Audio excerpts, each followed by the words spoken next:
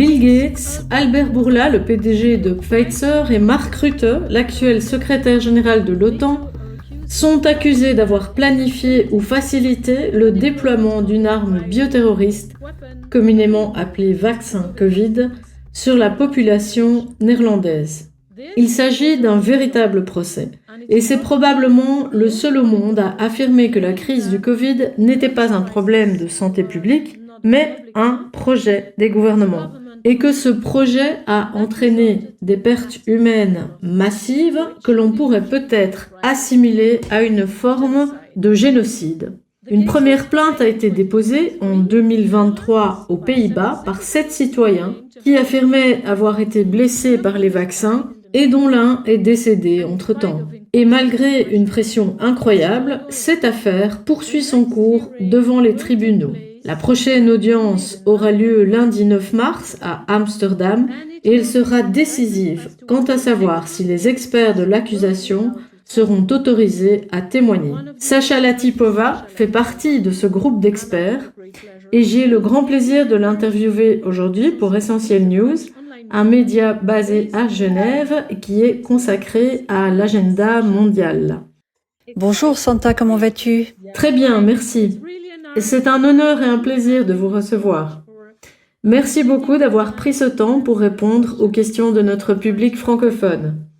Merci de m'avoir invité. Merci, oui. Sacha, je pense que beaucoup des auditeurs français ne connaissent peut-être pas votre travail. Alors, avant d'aborder ce procès, pourriez-vous, s'il vous plaît, expliquer plus concrètement quelle expertise vous avez qui vous qualifie pour témoigner dans cette affaire? Oui, bien sûr. Actuellement, je ne travaille plus dans l'industrie pharmaceutique, mais j'y ai passé environ 25 ans. J'ai travaillé dans la recherche et le développement et occupé différentes fonctions au sein du secteur pharmaceutique dans plusieurs domaines thérapeutiques, principalement avec des médicaments. Je n'ai jamais travaillé directement sur les vaccins, mais ces dernières années, ma spécialité concernait l'évaluation de la sécurité cardiovasculaire et la collaboration avec la FDA et d'autres autorités réglementaires internationales. Je suis donc très familière avec la manière dont les médicaments sont censés être réglementés, aussi bien aux États-Unis qu'à l'échelle mondiale. Par ailleurs, j'ai constitué aujourd'hui un ensemble assez important de connaissances sur la question. J'ai commencé à me renseigner sur la situation liée au Covid et je ne comprenais pas vraiment ce qui se passait. J'ai d'abord pensé que les gouvernements paniquaient et réagissaient de manière excessive, car la maladie elle-même ne semblait pas particulièrement dangereuse, elle ressemblait plutôt à une grippe. Au départ, je n'y ai donc pas prêté beaucoup d'attention. Mais lorsque les autorités ont commencé à promouvoir l'ARN messager comme méthode de vaccination, cela m'a immédiatement alarmée. Je me suis dit, c'est pas possible. En effet, je savais que ce type de produit relevait d'une classe de médicaments très risqués, proche de la thérapie génique, avec des risques potentiellement importants de toxicité connus. À ce moment-là, j'ai eu le sentiment que quelque chose de très grave était peut-être sur le point de se produire. J'ai donc commencé à examiner la situation par moi-même.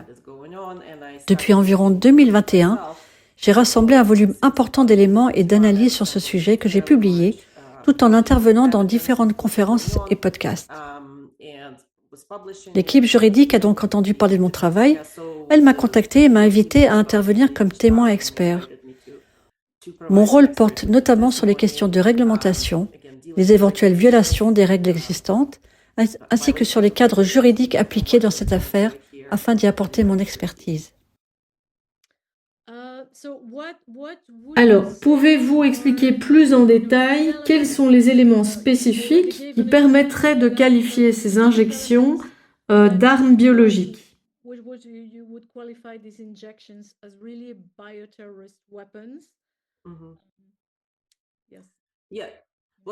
Oui, cela fait justement partie de mon expertise. Catherine Watt et moi-même avons déjà rédigé ce travail et nous avons pu déposer notre témoignage écrit dans le dossier du tribunal. Cela a été fait dans le cadre de l'appel qui doit avoir lieu le 9 mars.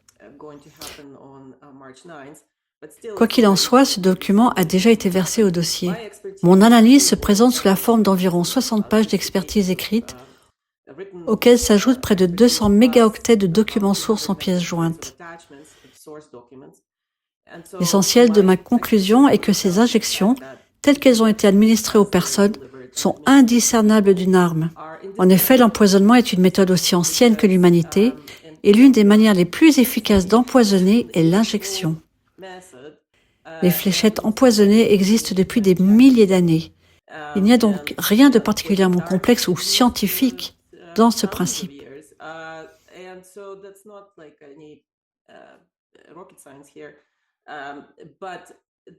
La distinction entre un médicament et un poison ne tient d'ailleurs pas toujours aux ingrédients eux-mêmes, mais souvent à leur usage et à la manière dont ils sont administrés.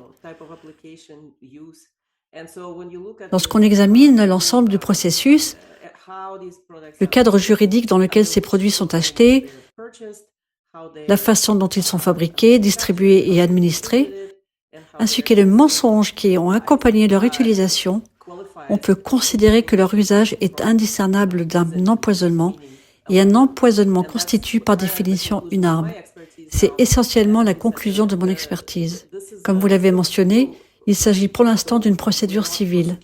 Nous ne sommes donc pas dans le cadre de poursuites pour crimes contre l'humanité ou d'une procédure pénale. À ce stade, c'est une affaire civile, mais nous espérons qu'elle pourra éventuellement conduire à une procédure pénale et être portée devant des juridictions compétentes en tant que crime contre l'humanité. Ma conclusion est donc que ces injections sont indiscernables d'armes, mais il appartiendra au tribunal de déterminer si cela relève juridiquement de notions telles que le génocide ou d'autres qualifications similaires. Vous avez dit avoir pu soumettre un témoignage écrit parce qu'il me semble qu'auparavant, ça n'était pas autorisé. Oui, c'est ça. Pour l'instant, nous demandons encore au tribunal de nous permettre de le faire, donc nous en sommes toujours aux étapes préliminaires. Je dois peut-être revenir un peu en arrière pour expliquer. Dans le droit néerlandais, il existe une procédure ouverte à tous les citoyens qui permet de faire un exposé préliminaire devant un juge dans des affaires complexes. C'est dans ce cadre que plusieurs experts, dont nous, avons été invités à participer. Les avocats voulaient utiliser cette procédure pour nous faire intervenir d'abord devant le tribunal, ce qui devait se faire devant la juridiction de première instance. On m'avait dit que l'on ne pouvait pas vraiment perdre dans ce type de procédure, car c'est en quelque sorte un droit constitutionnel aux Pays-Bas.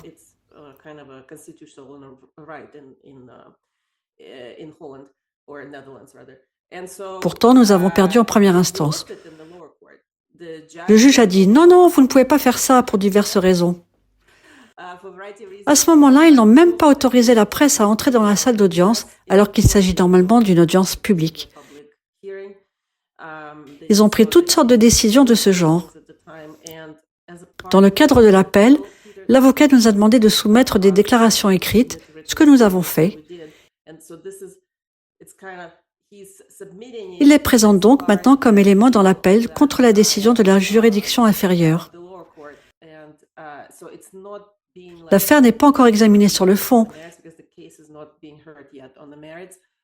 mais il utilise déjà ces documents pour expliquer pourquoi on ne devrait pas nous refuser cette procédure et pourquoi les plaignants devraient pouvoir faire intervenir leurs experts.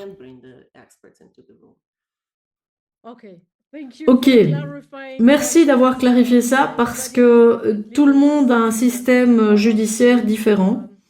Mais de toute façon, à mon avis, c'est vraiment fantastique que ce genre d'expertise puisse être diffusé de manière officielle et publique.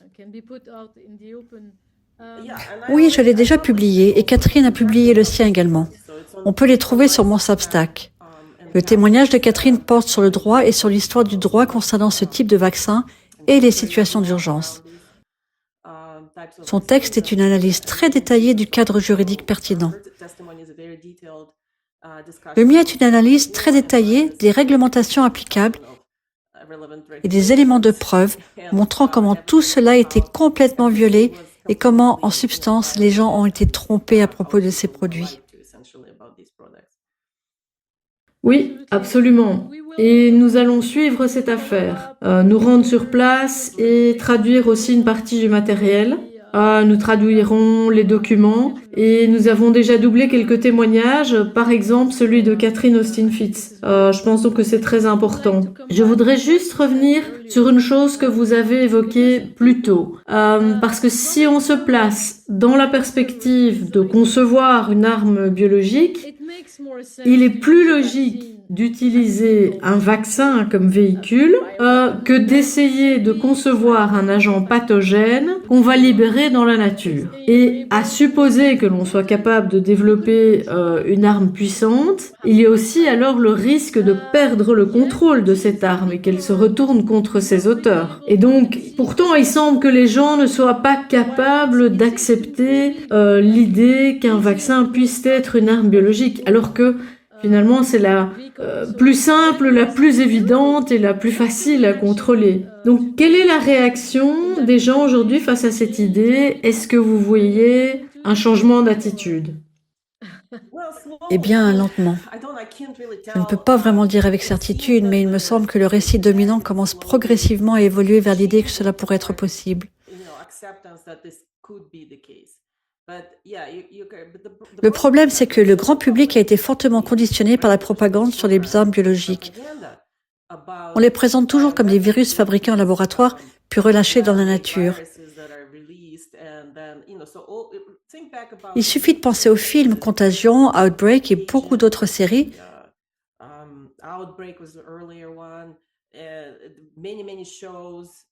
Notamment sur Netflix. Je suis sûre qu'il y a la même chose en France. On y voit constamment ce scénario. Un scientifique dévoyé crée un virus dans un laboratoire et le libère dans le monde. Mais c'est une idée fausse. En réalité, cela n'a jamais vraiment fonctionné. Dans le cadre de mes recherches, j'ai également examiné les documents déclassifiés disponibles publiquement concernant le programme officiel d'armes biologiques des États-Unis. Aux États-Unis, comme dans plusieurs autres pays, il existait des programmes militaires officiels de développement d'armes biologiques qui ont commencé dans les années 1940 et se sont poursuivis jusqu'en 1969 lorsque Richard Nixon les a officiellement interdits. À cette époque, une convention sur les armes biologiques a été mise en place, mais elle reste très peu contraignante. Nixon a alors décidé de l'éliminer et de transférer l'ensemble de ces programmes vers la recherche académique et la recherche sur les maladies infectieuses, en les présentant simplement comme des programmes scientifiques sur les maladies infectieuses. D'après ce que j'ai pu constater, l'armée a tenté beaucoup de choses, mais rien n'a réellement fonctionné. La seule chose qu'ils ont réussi à faire, en près de 30 ans d'efforts, a été de cultiver certaines bactéries en très grande quantité, notamment l'anthrax. Ils produisaient de l'anthrax dans d'énormes réservoirs. Je crois que c'était quelque chose comme 10 000 litres. C'était gigantesque, presque de la taille d'un bâtiment. Ils pouvaient aussi cultiver quelques autres bactéries à grande échelle. Mais même l'anthrax, qui est pourtant l'un des agents les plus stables, et c'est la raison pour laquelle ils ont produit en grande quantité, il reste néanmoins relativement fragile. Donc ils pouvaient produire des bactéries. Ils ont donc essayé de placer ces bactéries dans des dispositifs de dispersion, des bombes, des pulvérisateurs et d'autres systèmes. Mais cela ne fonctionnait pas. Rien ne se propageait réellement. Ils ont fini par conclure que ce n'était pas une méthode efficace. En revanche, susciter la peur est beaucoup plus efficace. Aujourd'hui, tout le monde est persuadé que ces armes existent réellement et fonctionnent, alors qu'en pratique, ce n'est pas le cas. Ils ont simplement transféré ces recherches dans le domaine des maladies infectieuses et des vaccins, tandis que Hollywood produisait des films et des séries de propagande alimentant cette idée. Et ainsi, en quelque sorte, la mission est accomplie. Tout le monde croit à cette absurdité. Mais je peux vous dire qu'on ne peut pas fabriquer un virus en laboratoire, ouvrir la porte et le voir se répandre partout. Cela ne fonctionne pas ainsi. Pour obtenir un effet réel, il faut délivrer des substances chimiques. Les armes chimiques peuvent être déployées, parfois en contournant les conventions internationales qui les interdisent, et c'est très facile. Il existe de nombreux composés différents, des substances parfaitement légales comme certains pesticides ou d'autres produits chimiques utilisés en agriculture.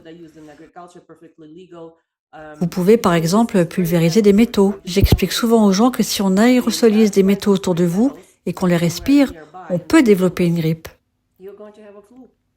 Il existe d'ailleurs un phénomène bien connu appelé la fièvre du soudeur. C'est un risque professionnel dans les métiers de la soudure. Lorsqu'on respire certaines particules métalliques, On peut développer un syndrome pseudo-grippal, mais dans ce cas, il n'y a aucun virus. Je veux dire par là qu'il existe des moyens très simples de provoquer artificiellement une légère augmentation de syndromes grippaux anormaux pendant une certaine période de l'année, puis d'accompagner cela d'une forte campagne de propagande et de rumeurs. Est-ce que cela venait d'un singe? Est-ce qu'une arme biologique provenant d'un laboratoire de Wuhan? Et ainsi de suite. C'est très efficace pour susciter la peur. Mais les gens ne réalisent pas que ce type de scénario ne correspond pas à la réalité. Selon moi, la seule méthode réellement efficace est la vaccination. Ce sont donc les vaccins qui constitueraient les véritables armes biologiques, pas les supposés virus qui se propageraient dans l'air. Merci beaucoup pour cette explication très importante. J'ai interviewé un professeur belge qui vit aux États-Unis et qui s'appelle Martin Zizi. Je ne sais pas si vous le connaissez. C'est quelqu'un qui est placé assez haut en termes de défense et qui a travaillé comme expert à l'UNSCOM. C'est la commission pour d'experts pour les menaces bioterroristes de l'ONU. Il est notamment allé en Irak pour enquêter sur les armes chimiques. Et donc lui m'a expliqué exactement la même chose que vous. Très bien, je ne suis donc pas folle. Oui, absolument. Oui, donc ça pourrait être intéressant d'avoir son témoignage pour confirmer vos dires.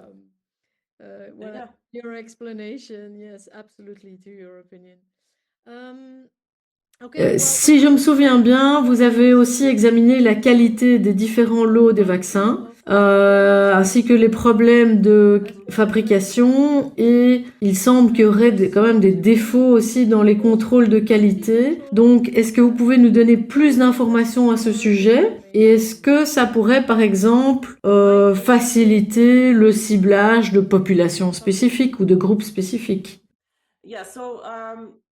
Oui, mes premières recherches ont justement porté sur la variabilité entre les lots de vaccins.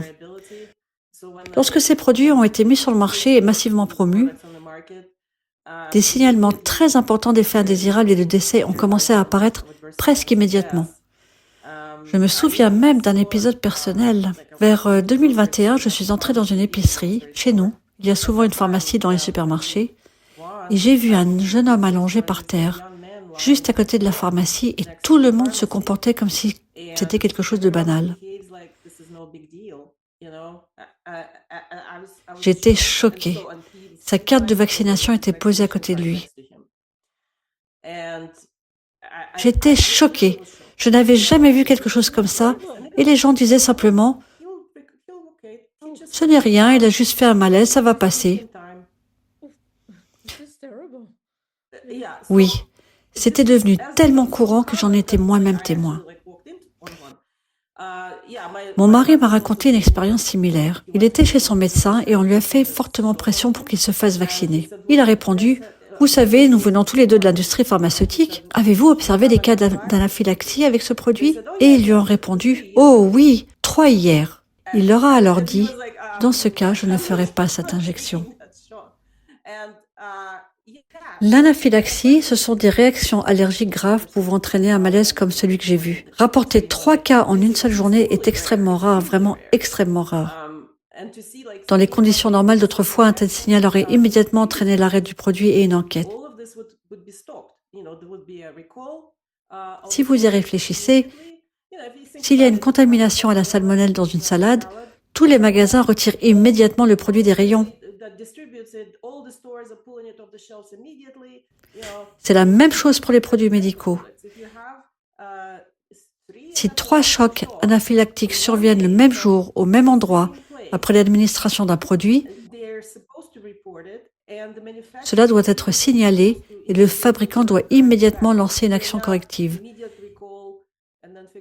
Identifier le problème, éventuellement rappeler le produit et mener une enquête. Or, rien de tout cela ne s'est produit. À ce jour, aucun rappel massif n'a eu lieu et aucune enquête sérieuse sur les effets indésirables n'a été menée correctement. Et si le fabricant ne le fait pas, les autorités de régulation, comme la FDA aux États-Unis ou l'EMA en Europe, disposent de pouvoirs très étendus pour intervenir. Arrêter la distribution, rappeler les produits, sanctionner les fabricants, ils ont beaucoup de pouvoirs. Aux États-Unis, la FDA peut même mobiliser des équipes quasi paramilitaires pour détruire des produits dans une ferme ou dans une usine de production. Cela a déjà été fait, par exemple, dans le cas de la vente de lait cru par certains agriculteurs. Les autorités sont intervenues et ont détruit les produits. Mais dans ce cas précis, les autorités disent soudain « Nous sommes impuissants, nous ne savons pas quoi faire ». Et cela dure maintenant depuis 5 ou 6 ans, n'est-ce pas? Mes premières recherches ont montré qu'il n'y a pas seulement un grand nombre d'événements indésirables, mais aussi une variabilité gigantesque entre les lots. Cette variabilité était d'un ordre de grandeur bien supérieur à tout ce que nous avions observé auparavant. Pour avoir un point de comparaison, j'ai pris comme référence les données sur les vaccins contre la grippe, qui ne sont pas non plus totalement sans risque, mais qui pouvaient au moins servir de base. J'ai donc téléchargé toutes les données disponibles sur les vaccins antigrippaux sur une période de 30 ans, et j'ai comparé la variabilité entre leurs lots produits par des dizaines de fabricants différents avec celle observée pour les vaccins contre le Covid. La différence est telle qu'on ne peut même pas les représenter sur le même graphique. Il faut utiliser une échelle logarithmique car les données sur la grippe apparaissent comme une minuscule ligne en bas du graphique, tandis que les lots des vaccins Covid varient de manière extrême, avec des milliers d'événements indésirables et parfois des centaines de décès associés à certains lots. Pour moi, cette analyse que j'ai menée pendant environ 18 mois a confirmé que ces produits n'étaient pas conformes aux bonnes pratiques de fabrication. Toutes les réglementations existantes exigent une constance et une qualité homogène entre les lots et entre les doses. Pour tous les médicaments, tous les produits médicaux et même pour les aliments produits en masse. Il s'agit donc d'une violation majeure de ces règles. Pendant longtemps, je n'arrivais pas à comprendre comment tout le monde pouvait laisser faire ça. Mais au moins, cette analyse m'avait déjà permis de conclure que ces produits ne respectaient même pas les normes réglementaires applicables aux médicaments. And how would you explain the this variability between laws? En réalité, nous ne le savons toujours pas. Il est aujourd'hui presque impossible de l'évaluer précisément, car toutes ces doses ont été administrées et ne peuvent plus être analysées. Nous avons essayé d'identifier certaines tendances, mais elles ne sont pas très nettes. Les bases de données disponibles ne sont pas suffisamment détaillées. Par exemple, les données peuvent être regroupées par État, mais pas par comté ou par zone plus précise. Beaucoup de changements pourraient être encore apportés ultérieurement. Par la suite, lorsque j'ai mieux compris comment ces produits étaient fabriqués et distribués, j'ai réalisé que pratiquement n'importe quoi pouvait être introduit dans ces formulations. D'abord parce que certaines parties de la production sont contrôlées par les infrastructures militaires. Certains ingrédients proviendraient même d'installations de fabrication appartenant à des structures gouvernementales américaines, notamment à la CIA et à Fort Detrick, qui est le laboratoire de recherche sur les armes biologiques aux États-Unis. Ces installations sont donc détenues par l'État. Certaines étapes de la chaîne d'approvisionnement passent par des circuits de distribution militaires plutôt que par les circuits civils habituels des pharmacies. Dans ces conditions, il serait possible d'introduire n'importe quel composant à n'importe quel moment dans certains lots. Il existe aussi une grande part d'improvisation et de difficultés liées à la production de ces produits à grande échelle. Et ils ont commencé à augmenter ces quantités à une échelle phénoménale. La fabrication biologique est en effet extrêmement complexe. Elle comporte des centaines d'étapes et des centaines de composants différents. Ce ne sont que des produits chimiques. En quelque sorte, pour simplifier, ils ont tenté d'assembler de très grosses molécules chimiques qui sont ces chaînes d'ARN messagers, mais elles sont instables et se dégradent facilement. C'est donc un processus très approximatif qui n'a jamais été réellement optimisé. Il peut fonctionner à petite échelle, mais ils ont commencé à produire des volumes très importants, par exemple des lots d'environ 300 litres.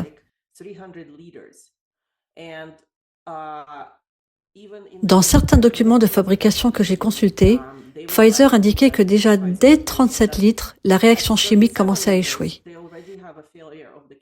C'est un phénomène bien connu, un procédé peut fonctionner à une petite échelle, mais lorsqu'on augmente fortement la quantité de réactifs et le volume de production, la réaction ne se comporte plus de la même manière.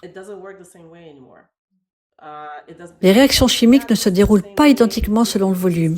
Ils sont passés de quantités de l'ordre du microgramme à des volumes de 30 litres, où les problèmes apparaissaient déjà, puis à des productions de 300 litres et davantage. La question est donc, que se passe-t-il dans ces conditions? Cela entraîne forcément une énorme variabilité, simplement parce que le procédé de fabrication ne fonctionne plus de manière stable. Mais cela ne semblait pas les préoccuper. Dans le cadre réglementaire qui a été mis en place, l'objectif n'était pas tant la qualité que la production massive de flacons, mais de vacciner le plus grand nombre de personnes possible. Dans ces conditions, cela revient à une sorte de roulette russe. Soit on reçoit un lot très toxique, soit un lot où la réaction chimique a échoué et qui se trouve dilué, mais qui est quand même rempli dans des flacons et expédié. Oui, tout à fait. Je pense qu'en Europe, dans les documents qui ont été déposés à l'Agence européenne des médicaments pour la demande d'autorisation de mise sur le marché des vaccins Covid, certains ingrédients étaient secrets.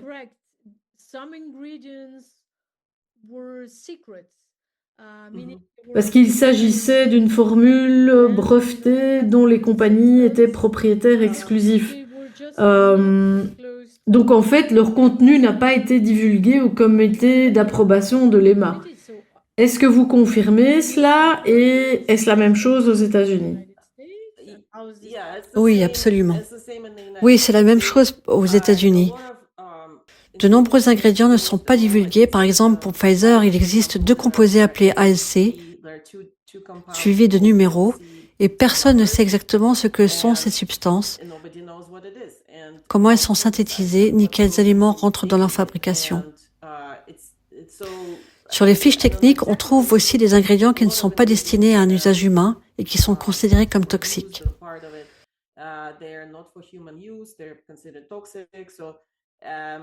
Cela ne signifie pas forcément qu'ils restent toxiques dans le produit final.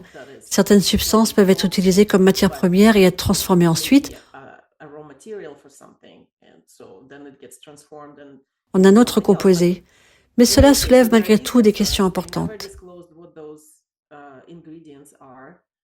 Beaucoup d'éléments n'ont jamais été divulgués, y compris des aspects essentiels du processus de fabrication. Et lorsque j'ai examiné la documentation soumise à l'AEM, j'ai constaté que l'évaluation avait été réalisée selon un système de révision continue. Autrement dit, les entreprises envoyaient les documents au fur et à mesure de leur production et l'agence les examinait progressivement. Le problème est que dans un processus réglementaire normal, l'évaluation doit se faire sur un dossier complet.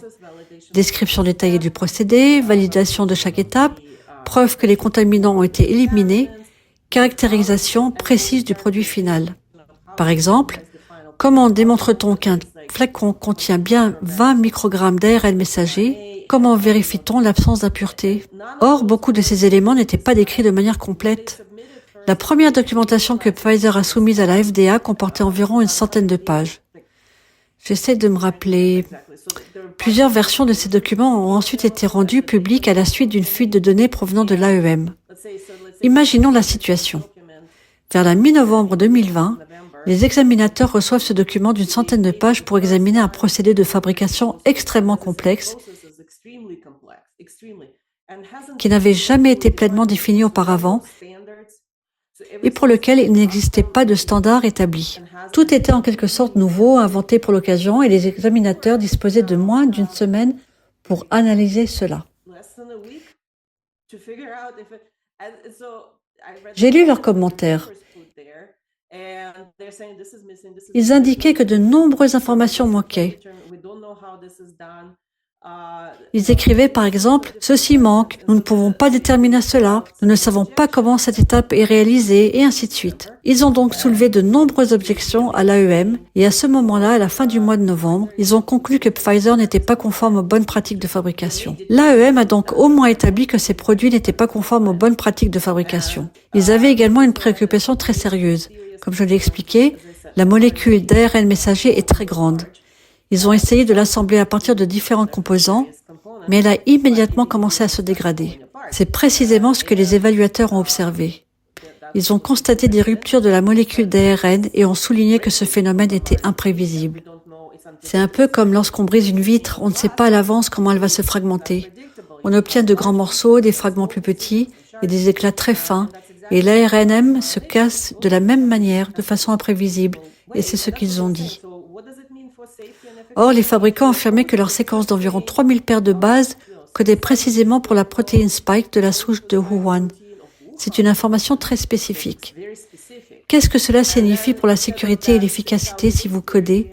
Si vous dites par exemple, notre séquence de 3000 paires de bases code pour la protéine spike de la version de Wuhan, ce qui est très précis, et qu'au lieu de ces 3000 paires de bases, vous avez 1500 paires qui flottent ici, 250 là et peut-être 4000 ailleurs, parce que quelque chose a été collé ensemble. C'est exactement ce qu'ils ont constaté et c'était aussi leur objection. Dans un processus d'autorisation normal, cela aurait suffi à arrêter la procédure. Si un évaluateur écrit qu'un produit n'est pas conforme aux bonnes pratiques de fabrication et qu'il existe de sérieuses inquiétudes concernant la stabilité de l'ingrédient actif, l'examen s'arrête immédiatement et par conséquent, le produit ne va pas plus loin. Et pourtant, de manière assez extraordinaire, 2 semaines plus tard, ce produit était autorisé et déployé sur les marchés du monde entier. Et toutes ces objections ont donc été ignorées. C'est la situation et cela fait également partie de mon témoignage dans le cadre de cette affaire. Pour en revenir au procès, malgré ce que vous venez d'expliquer, certaines personnes pourraient encore dire qu'il s'agit de négligence due à l'urgence. Alors, quels sont selon vous les éléments qui permettent d'affirmer qu'il y a eu une véritable planification, que ça a été programmé par les gens qui sont aujourd'hui au banc des accusés? Bien sûr, il y a les révélations plus récentes issues des documents liés à l'affaire Epstein. Elles ne font pas partie de notre témoignage car elles sont apparues trop récemment, mais elles constituent en quelque sorte un cadeau car elles confirment l'idée d'une préméditation et d'une planification, ainsi que le fait que la crise du Covid n'était pas simplement un événement de santé publique, mais un projet gouvernemental. Un projet impliquant des acteurs gouvernementaux, des structures de pouvoir, Epstein, JP Morgan, Bill Gates, des personnes qui se seraient réunies pour organiser des pandémies profitables. Cependant, nous présentons d'autres éléments de preuve allant dans le même sens. L'idée qu'il s'agissait d'un projet gouvernemental conçu depuis longtemps et orienté vers le profit. L'élément le plus important concerne les modifications législatives parce que l'adoption de lois est une série d'actes intentionnels. Et lorsque l'on observe que toutes ces décisions prises par différents législateurs convergent dans la même direction, cela devient significatif. Aux États-Unis, cela a finalement conduit à la mise en place d'un cadre juridique d'urgence que je décris souvent. Ce cadre repose sur un mécanisme très simple. La déclaration d'une urgence sanitaire peut être fondée sur l'opinion d'un seul haut fonctionnaire, le secrétaire du ministère de la Santé américain. Il s'agit d'un bureaucrate nommé, non élu, qui peut déclarer « Je pense qu'il y a une pandémie ». Et cela suffit et c'est la seule condition nécessaire pour déclarer une pandémie. Au niveau de l'Organisation mondiale de la santé, le mécanisme est similaire. Le directeur général peut déclarer qu'il estime qu'il y a une pandémie et celle-ci est alors officiellement proclamée. Aucune donnée n'est nécessaire, aucune preuve d'une maladie particulière, ni même un nombre spécifique de décès. Lorsque ces déclarations ont été faites aux États-Unis comme au niveau mondial, la date clé aux États-Unis a été le 4 février 2020. À ce moment-là, il ne se passait absolument rien. Il y avait peut-être 50 cas PCR, pas dans le monde entier, mais peut-être aux États-Unis, et aucun décès.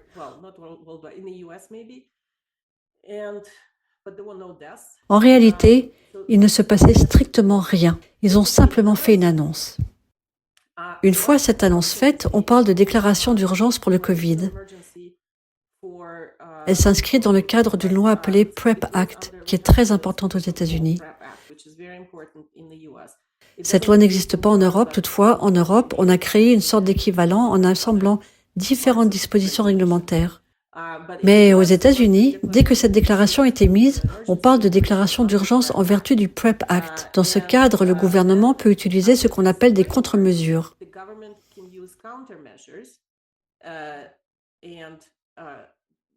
Ces contre-mesures ne sont pas considérées comme des usages médicaux ni comme des produits médicaux.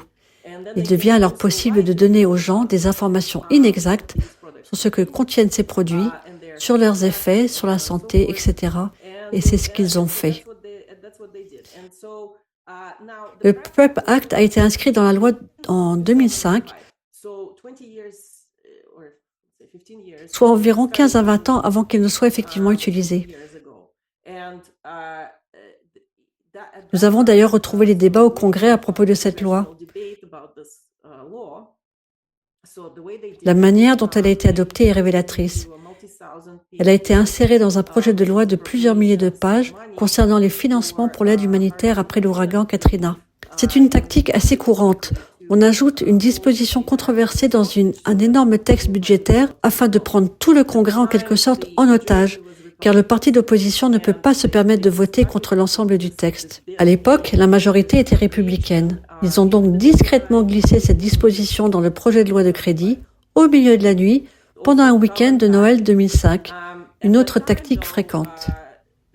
Cependant, à ce moment-là, les démocrates étaient dans l'opposition et plusieurs sénateurs ont pris la parole pour s'y opposer. Ils se sont organisés rapidement et ont demandé à un spécialiste du droit constitutionnel, Edwin Chemerinsky, de rédiger une analyse du projet de loi sur le PrEP Act.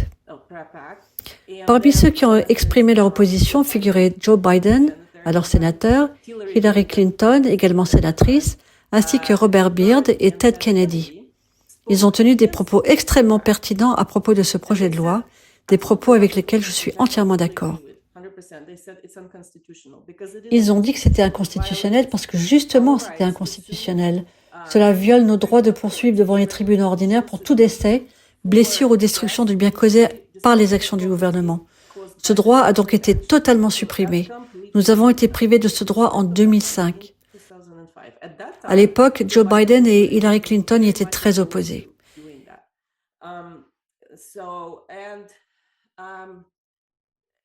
Et comme je l'ai dit, cette loi a ensuite été justifiée dans les registres en disant « Que se passerait-il si nous étions attaqués par une arme biologique ou chimique ?»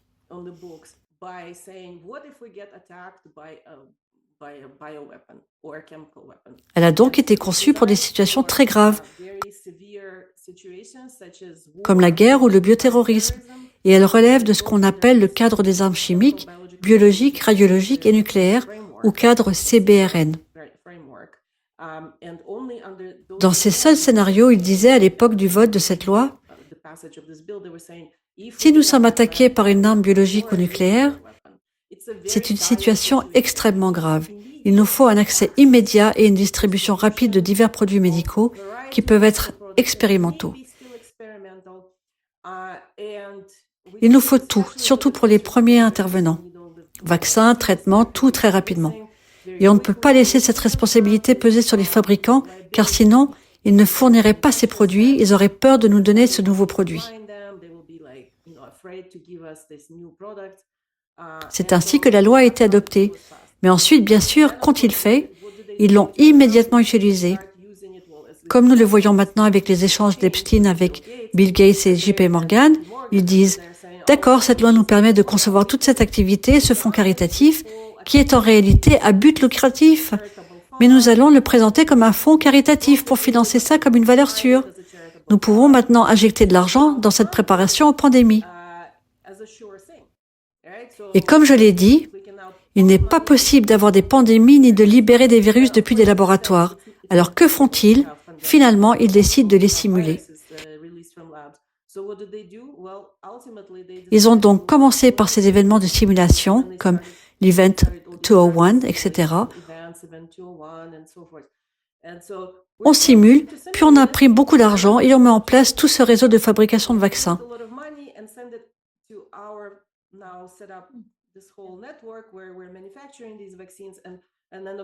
Et bien sûr, Bill Gates se vantait d'avoir multiplié son investissement par 20. Oui, chaque dollar investi a généré 20 dollars de profit. Parce qu'évidemment, il savait exactement sur quels chevaux parier, car ce sont ceux qu'il faisait courir.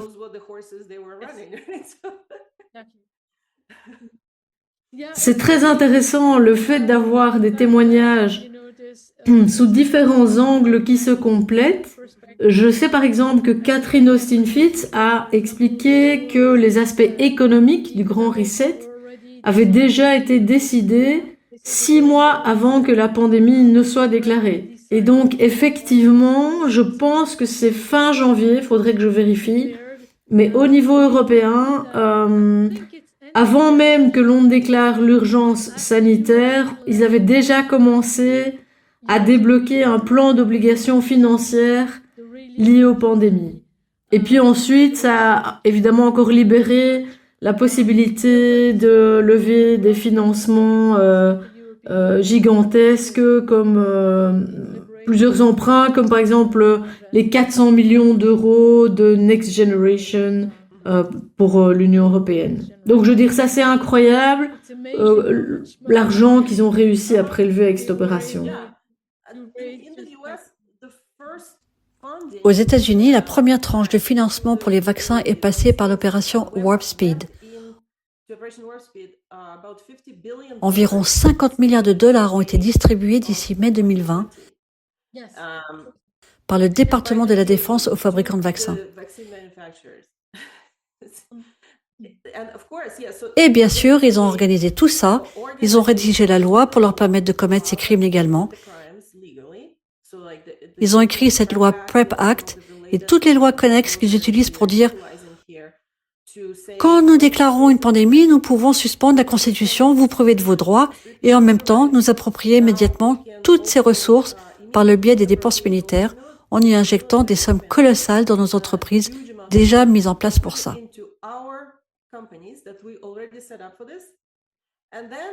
Et ensuite, quand vous êtes tué ou blessé, vous n'avez plus aucun droit. Ils peuvent aussi vous mentir sur la gravité de ce qui se passe. C'est écrit dans la PrEP Act. Il est légal de mentir à ce sujet. Toute personne impliquée dans ce projet par ailleurs est considérée, en vertu de cette loi, comme un employé du gouvernement, peu importe où elle travaille. Le gouvernement leur accorde l'immunité souveraine, donc pour les besoins de ce projet, ce sont des employés gouvernementaux. Alors certaines personnes nous disent « Non, c'est juste un excès de pouvoir de la part des laboratoires pharmaceutiques. » Comment ça peut être un excès de pouvoir de la pharma? Le gouvernement vous dit que ce sont ses employés quand ils vous livrent ce vaccin. Donc c'est un projet gouvernemental.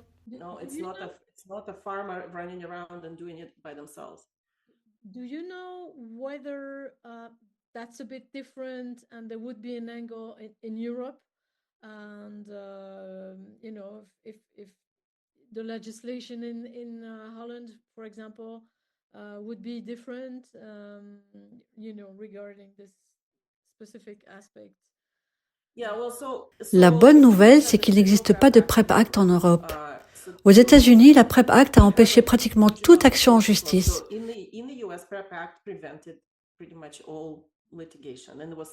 Des milliers de cas ont été bloqués. J'ai écrit une revue de la jurisprudence qui s'est accumulée et il est très clair que cette loi a servi de mur de fer pour protéger tout ce cartel criminel.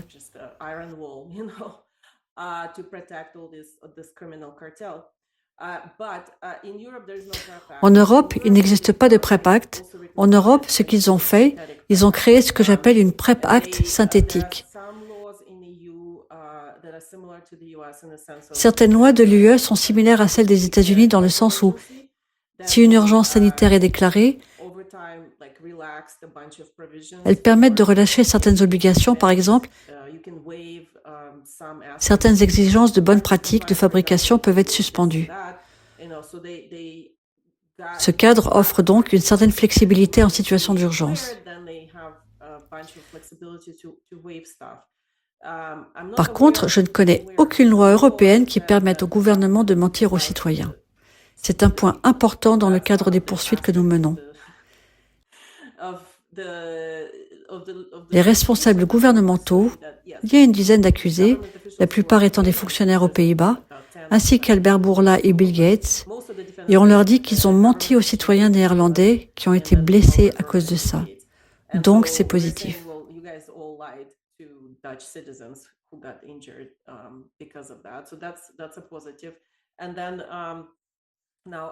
D'autres aspects concernent les contrats.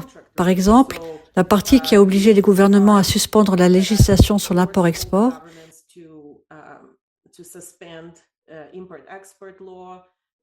les lois de distribution pharmaceutique, la responsabilité à fournir des identifications à Pfizer et Moderna a été réalisée par le biais de contrats négociés, souvenez-vous, par Ursula von der Leyen, par texto avec Albert Bourla. Il y a aussi des communications dans les documents fuités de l'AME. Certains emails montrent qu'Albert Bourla faisait pression sur la FDA, la poussant pour obtenir des approbations plus rapides avant même que quiconque ait vu les données. Il écrivait des emails à Peter Marks tout en mentant simultanément aux évaluateurs de l'AEM. Il disait à la FDA, ou je ne me souviens plus exactement, qu'AEM voulait que ça aille plus vite, ou inversement, il disait à l'AEM que la FDA voulait accélérer.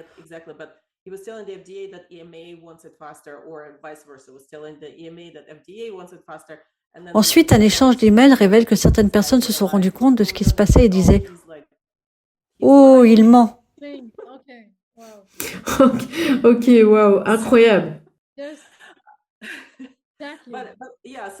Donc, le point positif, c'est l'absence de la PrEP Act en Europe. Aux États-Unis, nous sommes toujours sous déclaration d'urgence Covid via la PrEP Act. Et personne ne le sait. Cette information est censurée. Même ChatGPT ou une recherche sur Internet pourrait vous mentir à ce sujet. Actuellement, la déclaration PrEP Act est prolongée jusqu'à fin 2029. En Europe, comme je l'ai dit, il n'existe pas de telle déclaration. Nous espérons donc pouvoir discuter devant les tribunaux de l'ampleur monstrueuse de tout ce que j'ai décrit et démontrer que ces responsables et accusés ont consciemment conspiré pour nuire aux gens.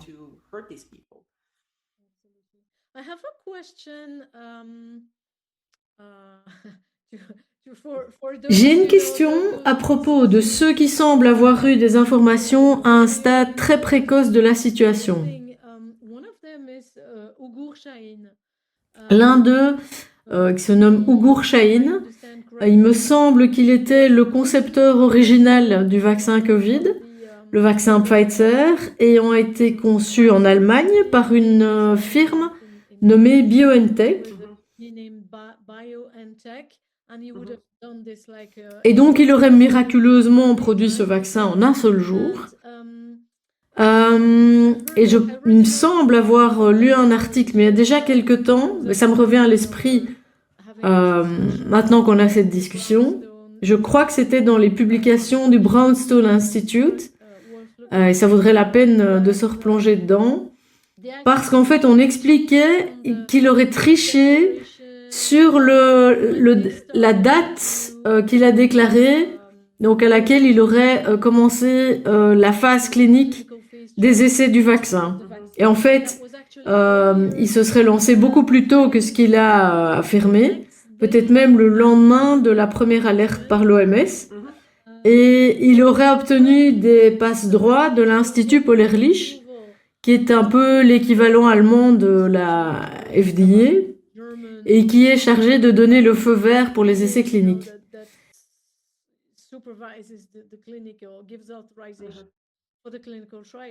Et donc, est-ce que, par exemple, ce genre de personne est également mentionné dans le procès, ou est-ce qu'il pourrait être assigné à comparaître? Je ne suis pas au courant de cela, mais nous connaissons BioNTech. Oui, comme ce sont aussi des Européens, et puis que nous n'avons pas de PrEP Act, ça pourrait être intéressant. Je ne poursuis pas moi-même l'affaire, et franchement, le problème que nous rencontrons est le coût exorbitant de ce type de procès.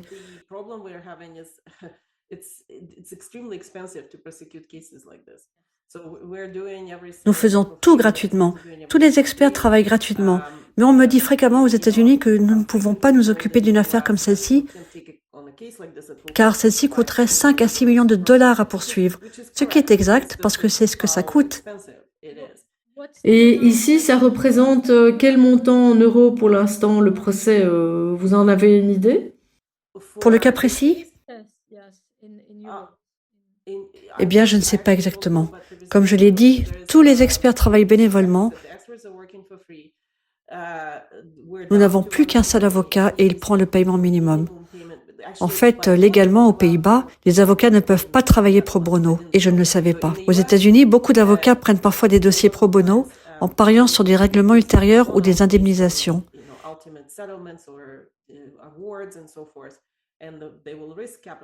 Mais ils doivent quand même lever des fonds pour couvrir tout le travail.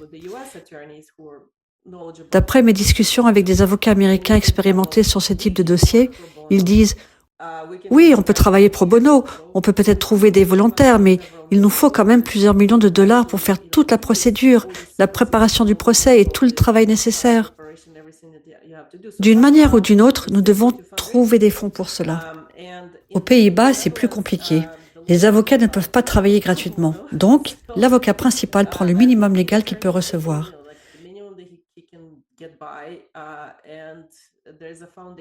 Une fondation a été créée et on demande aux gens de faire des dons via la page de Recht op Recht. Le lien est sur YouTube. Mais à ma connaissance, ils ne lèvent pas beaucoup de fonds. Nous tous, experts, travaillons gratuitement.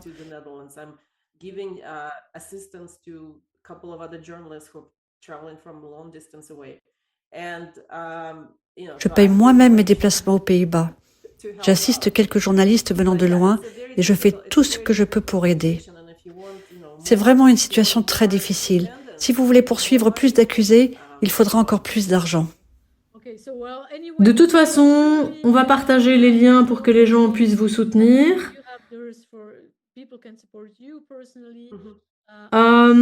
Vous, où est-ce qu'on peut vous aider personnellement?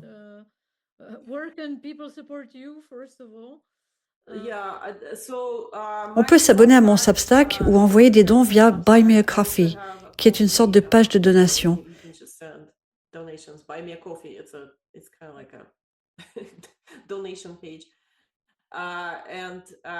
Les gens peuvent faire cela et aussi acheter mes œuvres d'art. Oui, j'ai déjà vu, j'adore vos tableaux. Oui, ça aide beaucoup. C'est essentiellement comme ça que je finance mon travail.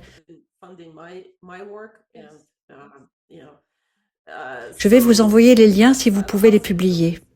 Oui, merci, nous les inclurons, et aussi ceux de la fondation Recht op Recht. Et aussi Recht op Recht, la fondation via laquelle on peut faire des dons depuis l'Europe. Entendu. Est-ce qu'il y a quelque chose que vous souhaiteriez ajouter? Qu'est-ce que vous attendez de la séance du lundi 9 mars? Qu'est-ce qui va se passer? Qu'est-ce que les gens espèrent? Voilà, qu'est-ce que vous attendez? Pour que les gens comprennent, le 9 mars, il y aura une audience d'appel. Comme je l'ai dit, pour la première procédure préliminaire de consultation avec le juge. Les experts que les plaignants souhaitent présenter seront là, et c'est tout. Je serai présente en personne. Catherine Austin-Fate sera également là, ainsi que Joe Sanson. Donc 3 des 5 experts seront au tribunal en personne. Plusieurs journalistes seront également présents sur place. Nous ne sommes pas censés prendre la parole, mais nous sommes disponibles si le juge a des questions.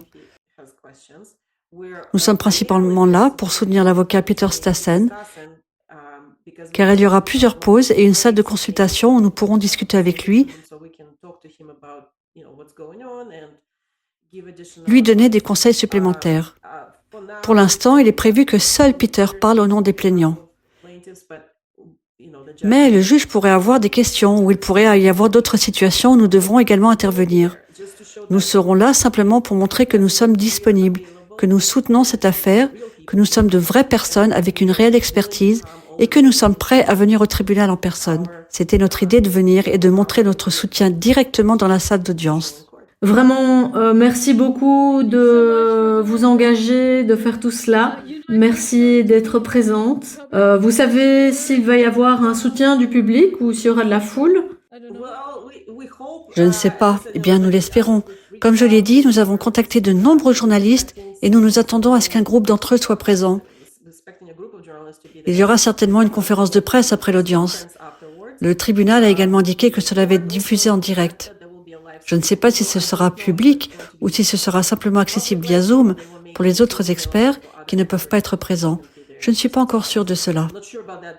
Je pense que ce ne sera pas public, que ce sera juste pour les gens dans la salle attenante. Je ne suis pas certaine. Quoi qu'il en soit, il y aura une conférence de presse après l'audience et nous nous attendons à ce qu'un certain nombre de journalistes y assistent avec des caméras pour des interviews et des discussions. Bien sûr, tout cela pourrait être publié. Voilà, suivez-nous tous. Nous allons traduire cela en français et publier aussi cette interview ainsi qu'un article complet juste avant l'événement pour que les gens soient informés et de manière à ce qu'ils soient au courant pour l'audience, le procès Amsterdam. Et puis, on se retrouve là pour en parler. Sacha, encore merci, vous êtes vraiment formidable. Je suis une grande fan de ce que vous faites. J'espère que ce sera aussi le cas de tous ceux qui nous suivent. Voilà, si vous appréciez cette interview, pensez à soutenir Sacha, à soutenir la fondation Recht op Recht. Vous pouvez également nous suivre sur le site essentiel.news ou sur notre chaîne YouTube. C'est principalement en français, on a aussi quelques interviews en anglais. Et puis nous avons une newsletter hebdomadaire, donc n'hésitez pas à vous inscrire, c'est gratuit. Et nous remercions tous ceux qui nous font un don, puisque nous n'avons pas encore bouclé notre budget pour 2026 et que l'équipe s'agrandit. À bientôt à Amsterdam!